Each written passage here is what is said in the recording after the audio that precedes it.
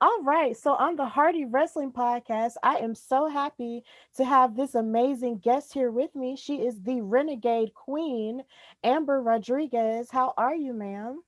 Good. How are you? Thank you for having me. I'm doing good. I'm just really happy to have you. So, I'm going to start by asking you the question I ask every one of my guests on here, and that's when did you fall in love with wrestling?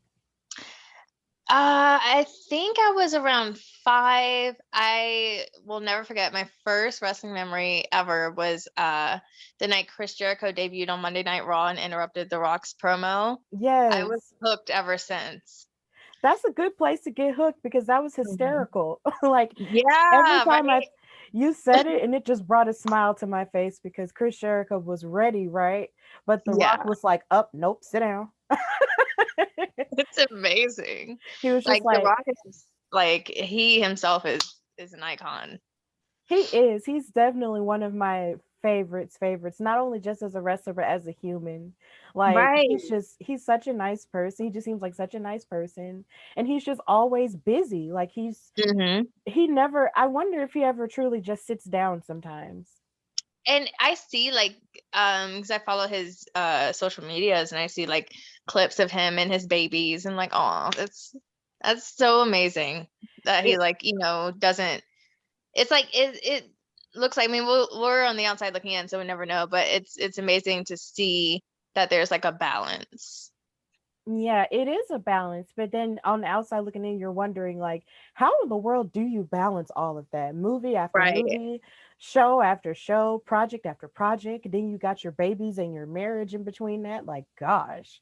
But I'm Yeah. pretty sure he handles it, as well as he can, as anybody can. So, Yeah. so when did you decide to pursue wrestling as a career? I was 15 years old. Um, and my older brother, Chuck Lennox, found Gilbert's Pro Wrestling Academy because we were always fans of it, right? And then one day he was like, online, and yeah, he came across like this wrestling school, which I didn't know was a thing. Like, I thought it was just like WWE and that's it.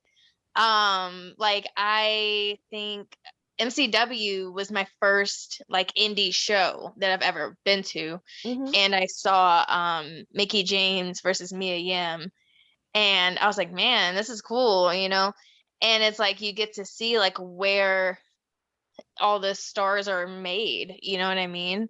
Um, so yeah, we knew we wanted to go there because it was connected to MCW. And when Gilbert shut down, we lateraled over to MCW school. And yeah, the rest is history. Okay, so basically you started, knowing relatively young that you wanted to do this. Like, and that's the thing, because being a kid, basically, like I was a child, and you're not really going to get started and really flourish until like later on, you know what I mean? Like I didn't even take I think I started taking some bookings when I was 17, but for the most part I had to wait until I was 18 because a lot of places you need to be licensed um at 18 years old. And so, it's really a how bad do you want it kind of thing. But I took that time and, worked hard and, it paid off. Definitely, I imagine so that because it's just like wrestling is like one of those things. It's like either you're all in or you're just not. So it's just so I'm really happy to hear that you really had an all-in approach to it and you went for it even as a younger person and you did what you had to do. So were there any so who exactly trained you? And who do you credit for training you and exactly what lessons did they teach you that sort of stuck with you as you matriculated through your training? So Earl and Rich, they're known in Maryland as the Holy Rollers. They've done like, the whole WWF thing back in the day, and they're just amazing. Because they're like old school trainers, but not so old school to where it's like they keep up. You know what I mean? So it's not like do it this way that you saw back in the 80s and that's it. Like no, do it this way and put this kind of twist on it, if that makes sense. Yeah. So it was nice. Also not a lot of people know, but Rich Swan had a hand in my training. I met Rich when I was 15 or 16. And yeah, he used to come by to school and help me out a lot. So another great guy. So yeah. Okay, so were there any lessons that they taught you that sort of stuck with you as you continue to learn and pursue wrestling? Yeah, pretty much everything. Like especially at that time when I was just kind of like a sponge, you know. Um, and the biggest the biggest thing that I still carry with me to this day is when one of my trainers, Earl, had told me, when you think you're going too slow, slow down. So that's something I always keep in the back of my mind whenever I get that kind of anxiety and, feel like, I don't know, it's weird because I always say, even in the shortest match, it's like the longest, like let's say it's 5 minutes, it'll be like the longest 5 minutes of your life. So the longest and the shortest at the same time, because you get to the back and you're like, man, like that went by fast. But yeah, so when you think you're going too slow, slow down. That's one thing I always keep in the back of my mind. Okay, those are pretty good lessons to learn. So I saw while doing some research on you, I found that you were that you were an active member of the Coast Guard. Yeah, so I'm active duty. I have a lot going on. So even outside of that, I'm also a certified esthetician, Mm-hmm. which is another thing. So I'm kind of doing away with the whole La Reina Renegada Queen Renegade thing and embracing my aesthetics career. So you're gonna see a change in the ring very soon. But yeah, so I have a lot of jobs. Well, you're basically a Jill of all trades. So I think that's always, a good thing because you're never, I feel like now more than ever, it's becoming more of a norm to sort of be good at and sort of embrace all of the gifts that you have, as opposed to just sort of focusing on just one thing, like a lot of people do for the rest of their life, and then just do that one thing. And then once it's Yeah. over, it's just like, oh, snap. But Yeah. I think it's cool that you know that you actually were in the Coast Guard and then you have your own business with your Mhm. skincare line because I did see that. And you're a wrestler as well. So I think that's just really cool. So Yes. was it anything in your Coast Guard experience? The reason why I asked about it is, was there anything in your Coast Guard experience that you were able to apply to your wrestling experience? So, wrestling and the military are very similar. Mm-hmm. I mean that in a lot of different ways. But the thing is, it's like you meet people from all different walks of life and people that you probably would never like hang out with or even talk to outside of it. But it's like you all have that one thing in common, you know what I mean? So really being in the service just kind of taught me to, just branch out and meet new people and kind of like leave home and get out there and see different things. And, wrestling provides that as well in a sense. So yeah, they're very similar. Um, but to answer your question, like, just as far as like just the things that I've come across in both paths is just like, just really just focusing on your career and then the people that you meet along the way, like you're lucky if you come out with a few friends that, you know, can really be a support system that get it. You know what I mean? Because they also live through it or have lived through it. So yeah, they're both very rewarding careers.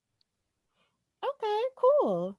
So, since you've been an independent wrestler, like how exactly has the independent wrestling scene treated you? And do you believe that you have a growing fan base? Yes, I do. And yeah, so the indie scene, it's been up and down. um, when I took my 4 years off, and I joined the service, it was kind of random for a lot of people, but I was going through so much at that time mentally. And, I had been through so much, and I'm glad that the speaking out movement happened. It needed to happen. It needs to keep happening. Mm-hmm. And changes need to come from it. There have been some changes, so we need to just continue making progress, continue saying their names, and continue doing the work to keep all the locker rooms safe, um, for everybody, not just women, but for everybody. But coming back, or having the courage to even come back after um, the trauma that I've been through, my daughter was really a driving factor. Like, I want her to see, like, hey, I've been through some really crappy stuff, but I didn't let those people take my dreams away from me, and you can still push through and, really come back from whatever you want to come back from. And yeah, this time around, it's been a lot. I don't want to say easier. It's been better on me mentally. And because I took time off, because I've been kind of toughened up in that break, it's like coming back, I just have a different mindset on a lot of things now, and a different attitude. And, even the way I carry myself, or the way I react to things, it's like certain things that would have bothered me before, I'm able to brush it off now. So now it's just been so much better for me, you know? Okay. But so in the midst of that, even after your break, once you did return, did you actually do you feel like you have built up a fan base, or are you still sort of, or is that still growing? Yes.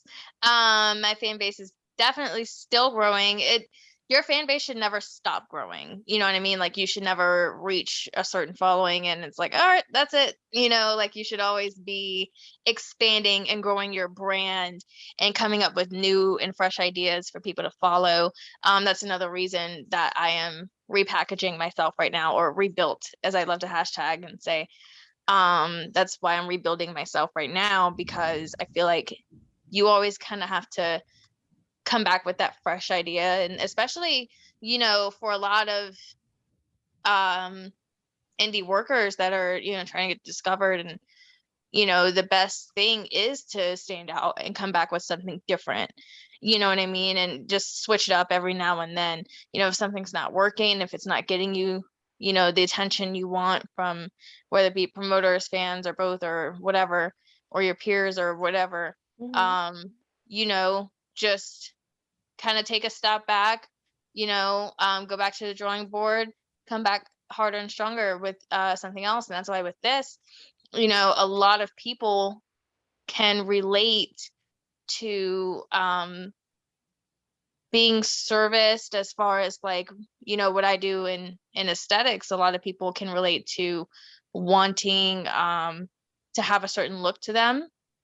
And so that's kind of how I came up with what I'm doing now, because I offer, as an esthetician, so many body contouring treatments, facials, waxing. I can go on and on and on. But, like, it's just something that people see, but they don't see it to the degree of combining it with professional wrestling. And, wrestling is kind of that platform where we can take these things and elevate them, and, be these larger than life characters. Because I was just saying on We Love Wrestling podcast, like, there's not a lot of characters anymore. Like, everyone's just kind of like, well, I'm a performer, I'm a competitor. And it's like, if I wanted to see that, I'd watch, like, boxing or MMA. Like, I want to see theater, like. So that's the beauty in it, so yeah, there's always room to grow for my fan base, whether it be from uh just Amber Rodriguez, who, you know, um had the MCW women's title, like that era of me, or whether it be from the La Reina Renegada era of me, or whether it be from this, like, you attract more fans along the way. Yeah, like when you evolve, it's like you're always giving your fans something to bite into, and Yeah. that's something I can always appreciate. Like I feel like so one of the best wrestlers to ever do that is definitely Chris Jericho. It's like he's Hmm. never ever been the same person twice. Like he's always been Yeah. one era he's one way, and in another era he's another way, and in another era he's It's like another Mick way. Foley, Yes, you him know? too. Exactly. Yeah. And that just always stays interesting. So kudos to you for that and actually combining that part of yourself in your life, with your wrestling character and actually trying to push that forward in terms of what's unique and special. I'm really excited to see what that's going to be like. So, how exactly has the pandemic sort of affected you in your wrestling career, and how were you able to pivot around that? So, not to sound cocky or anything, but it it didn't really affect much. Mhm. Bookings were slower, but they didn't cease, and that's a blessing. I was able to still get work and compete safely, perform safely, and I was still able to have other opportunities on larger platforms. Um, so yeah, like it sucked, but it wasn't too bad wrestling wise, if that makes sense. Mhm.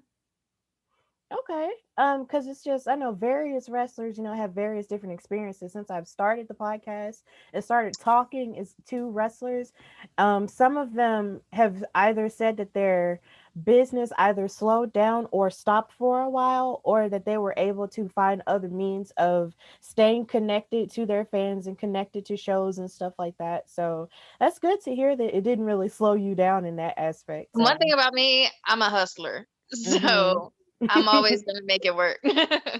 Exactly. That's how you have to be. It's the way you survive. So, Mhm. how exactly do you balance your wrestling career with your other ventures and everything else that you have going on? You're an esthetician, like you're a wrestler, you're a mother. Like, how do you balance all of that? I'm still trying to figure that out. I will let you know because it gets hectic. But I actually, and this sounds like kind of simple, but honestly, since I've actually started using my calendar, like it's changed my life so much because that was another thing. Like I would just have so much going on between like, my military career as aesthetics clients, training, being on the road, different appointments, and my baby, getting her to and from school and whatever she's involved with. Another thing I have to thank my publicist, Alexis, Simply Sporty Chic, and Brian Waters from the wrestling realm. He's my social media manager. Mm-hmm. They have made my life so much easier. And I tell my other wrestling friends, like, invest in yourself.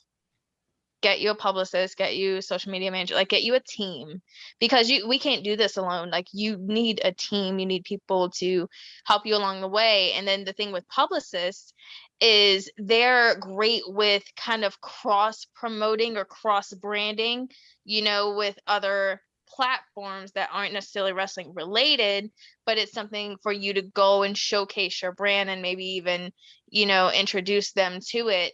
um so yeah, it's a great investment, and I'm like, what? All I have to do is show up.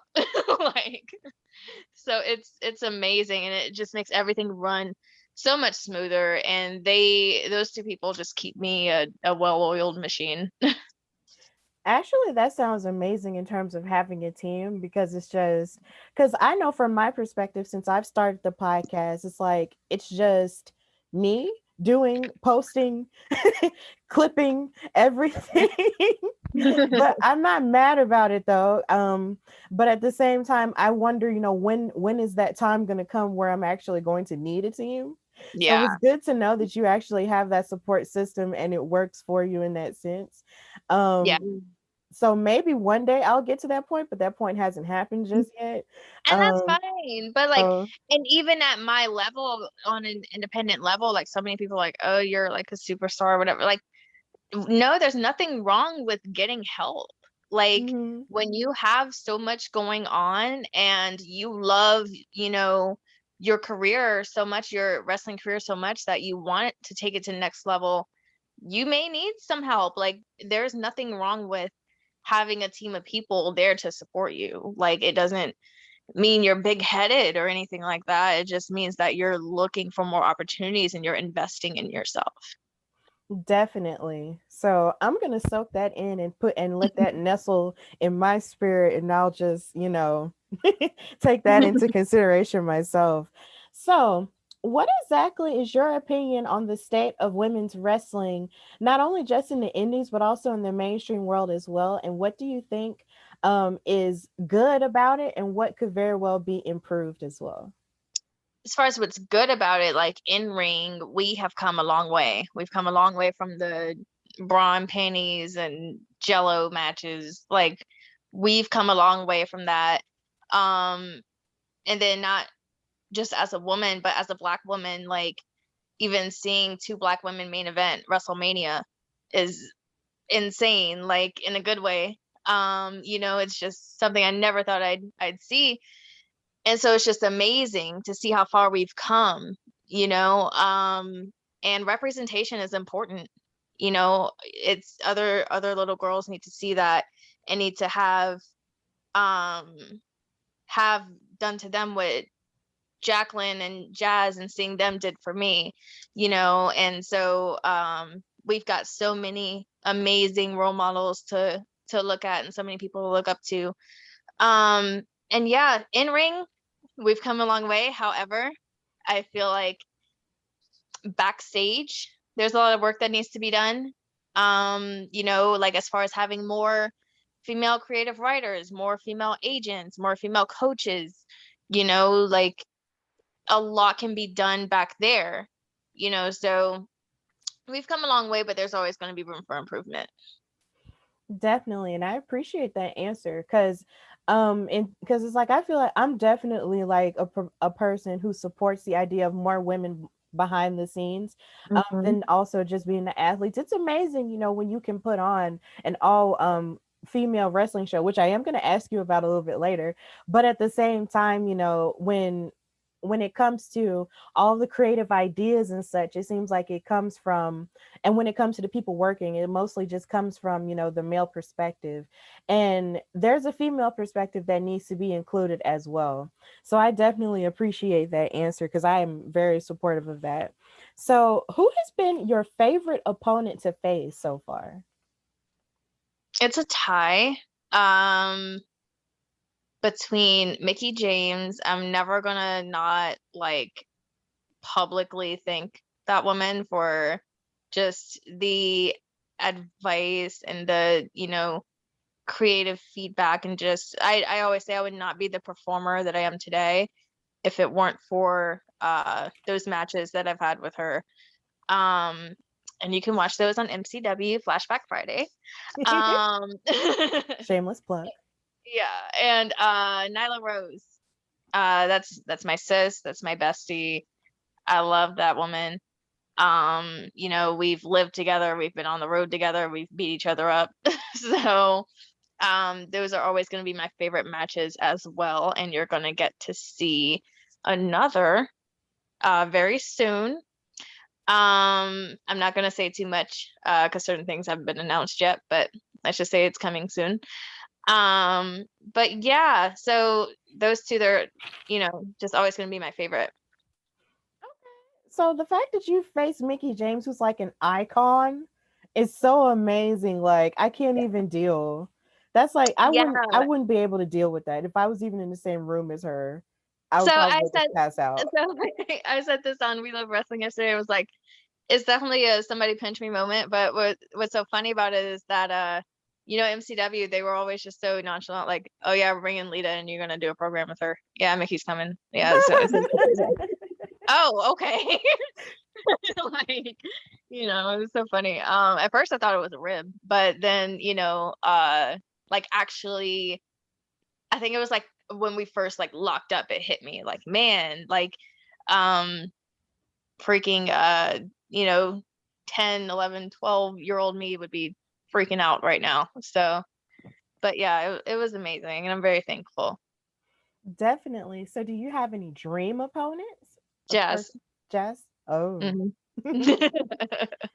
So Definitely. Auntie, if you're watching or listening to this, that needs to happen.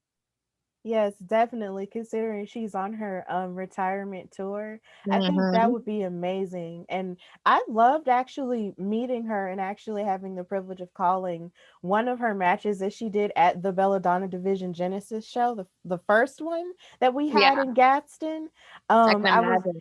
Yeah, I was commentating for it, and considering that was my first time, commentating ever, just the idea that I was even on the show, period. But then on a show with her in Mm-hmm. commentating and having to meet her and talk to her and everything, it was just absolutely one of the coolest moments of my life. Like it was insane. So I Yeah, hope you actually do get that match at some point. yeah. So if given the opportunity, would you sign with a major mainstream promotion like WWE, Impact, or AEW? Of course. Of course. That's I always say, like, if you're not in it to win it, then why are you in it? Like, that should be the promised land to a lot of people, you know what I mean? So that's always been a goal for me. And this time around, it's like I'm really, not that I wasn't all in before, but now I just have more to fight for. I got a baby. Like,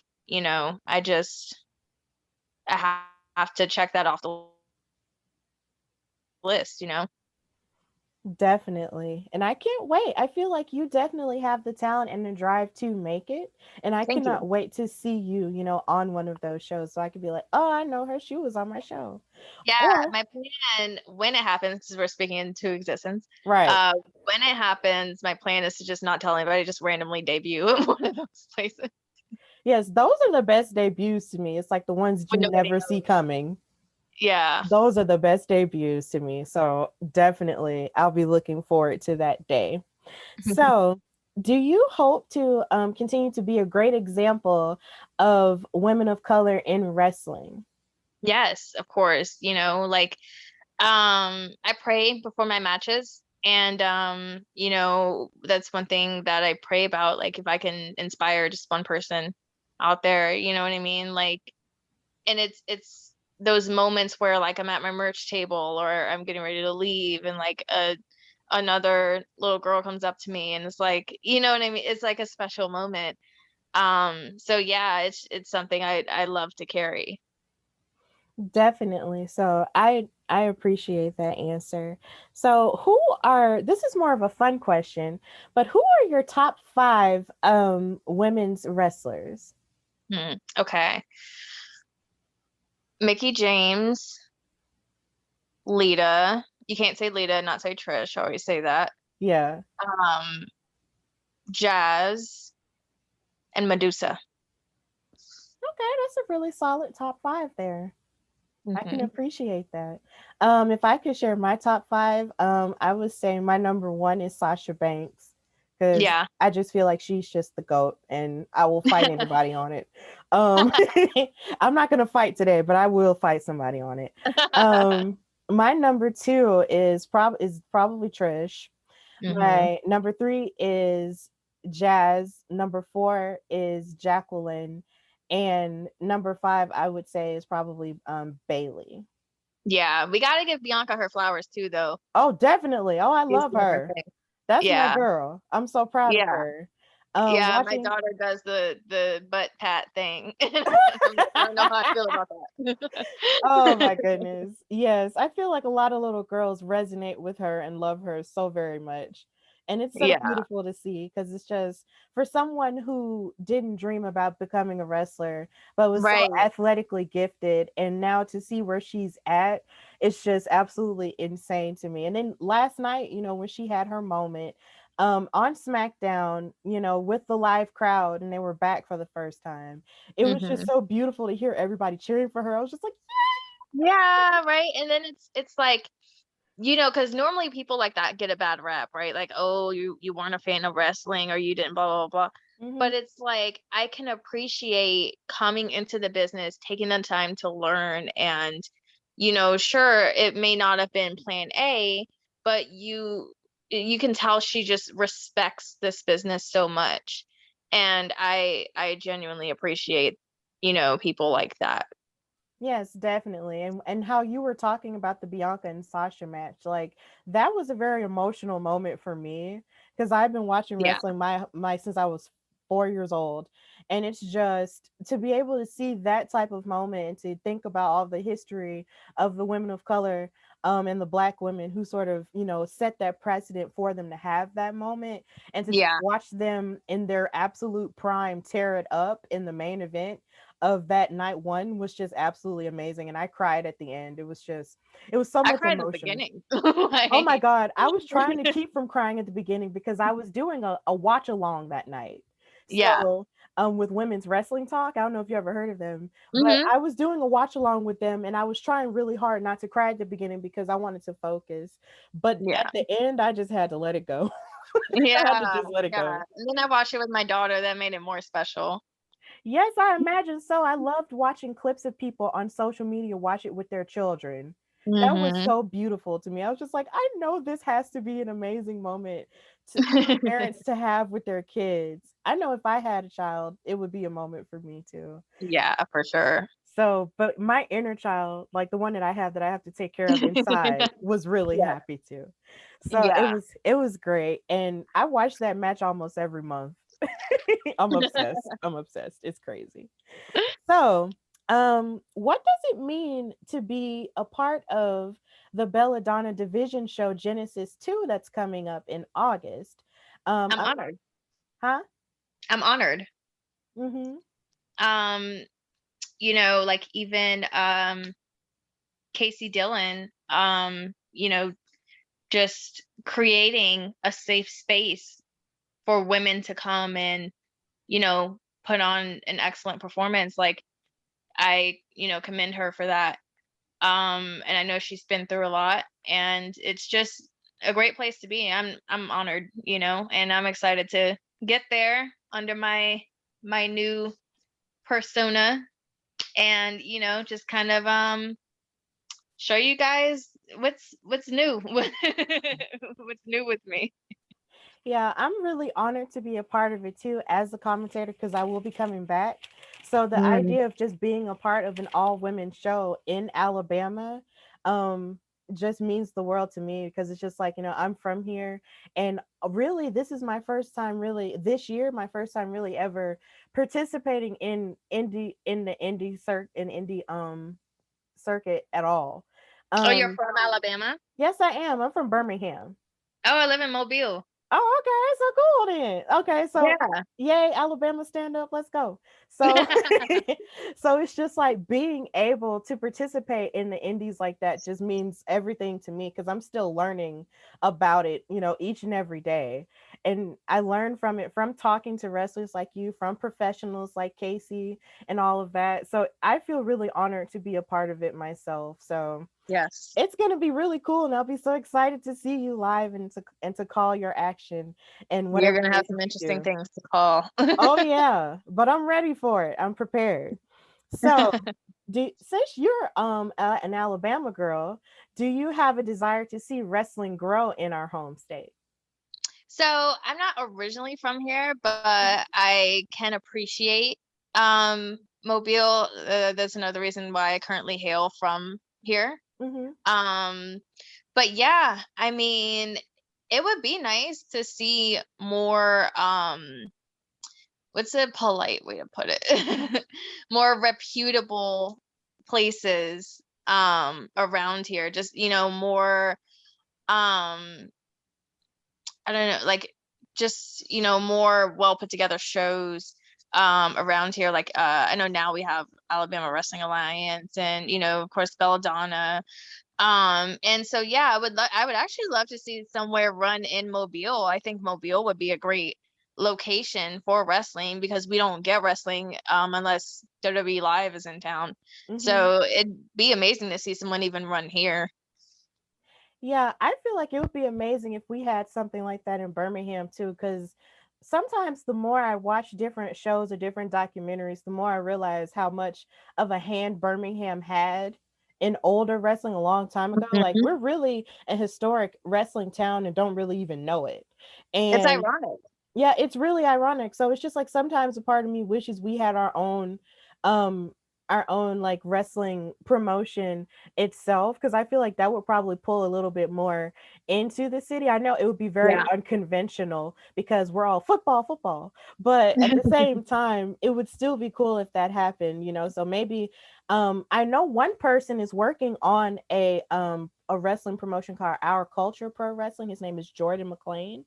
Okay. But I would just love to see, you know, other ones as well. So sometimes I think about that a lot, but then again, I have to chill out sometimes and not be as ambitious because I have so much ambition, but yet all no none of the money. So it's Oh, just, hey, just don't be one of those tax return promoters or stimulus check promoters. oh no, definitely not. So what does the future hold for Amber Rodriguez? The future is very bright, and we're gonna need some shades because it's gonna blind you. No, that was corny. But No, it no, wasn't. That was cute. seriously, like, but no, seriously, like just with this whole like change that I'm going through and just, embracing my career as an esthetician and my wrestling career and kind of I'm so glad that I found a way to like mesh the two, and I'm so excited for people to see what I've been cooking up in this crazy brain of mine for months and see that it's actually, my vision is actually coming to life. So I'm excited for everyone to see. And honestly, I'm ready. Like I'm really in the best years of my life right now, and I'm just ready to live and, get out there and just, you know, do what I'm meant to do. That's definitely a hopeful way, a beautiful and hopeful way to end our time together, Amber. Thank you so much for coming on the Hardy Wrestling Podcast. So, if you don't mind telling people where they can find you on social media and just put yourself over that way. Yes. So I'm on Instagram and Twitter at one Amber Rodriguez. They're both the same, so it makes it easier. I'm on Facebook. My fan page is Amber Rodriguez. YouTube, same thing. Also shop ashleyreneebeauty.com. That's where you can get you some body scrub, some lotion, body butter, bath salts, just get you some really good skincare. Also you can follow us on Instagram at Ashley Renee Beauty LLC and Twitter at Ashley Renee Beauty. So yeah, I'm excited, Also email Ashley Renee beautycompany@gmail.com for consultations. Well, thank you so much for coming on the Hardy Wrestling Podcast. And I wish you nothing but success in your career, okay? Thanks for having me. Thank you for coming.